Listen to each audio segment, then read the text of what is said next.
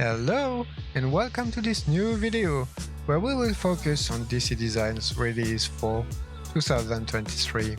First, I would like to remind all that I'm not a pilot in any way and I know little about military aircraft, and I think that's the beauty of Flight Simulator.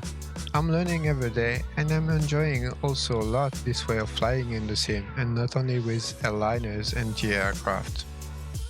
But back on DC plans, so information I'm going to give you are based on official DC Design statements over the social media, and I would recommend to follow them. So first of all, we have quite an exciting project. Okay, maybe I'm going to say this for every DC project, but if you look at this Douglas Phantom 2 that is going to show up in a couple of seconds, it's quite an old aircraft because it was launched in 1960. But it has been used as late as 2021 by the Japanese Air Self-Defense Forces. The Phantom has a max speed of Mach 2.2 and is of course made for aircraft carrier. We can expect a release in the coming months for PC and Xbox, and because I love DC for this, all DC aircraft are designed to perform on both platforms, Xbox and PC. Next, we have the much loved A10 that made its first flight in 1972 and is still in use today, of course.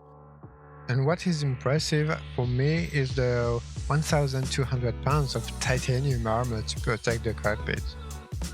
So this A10 is expected to land also in the coming months because it was stated for Q1 by DC.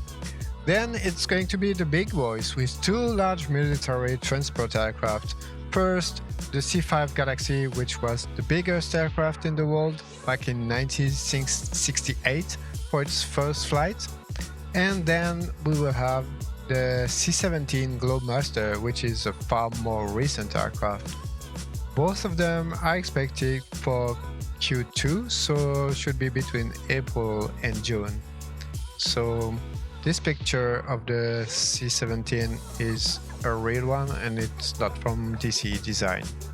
And then they are switching to non-US aircraft with the Sukhoi Su-27 that was launched in 1985 by the Russian Air Force.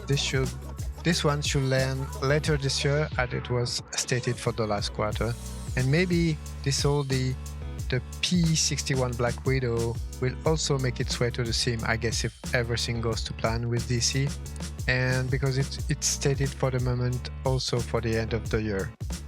And that's not over, because with all this project, DC is also still supporting, of course, their current aircraft with new liveries coming for the F-14, for example, and a revamp of the Concorde cockpit, which I'm very excited about, and I will definitely show you the before and after, like I did for the F-14.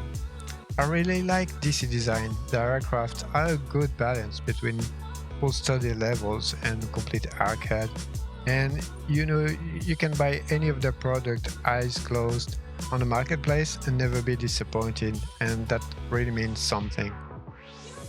Alright, that's it for today. I hope you'll have a great time in the sim. See you soon. Happy flying.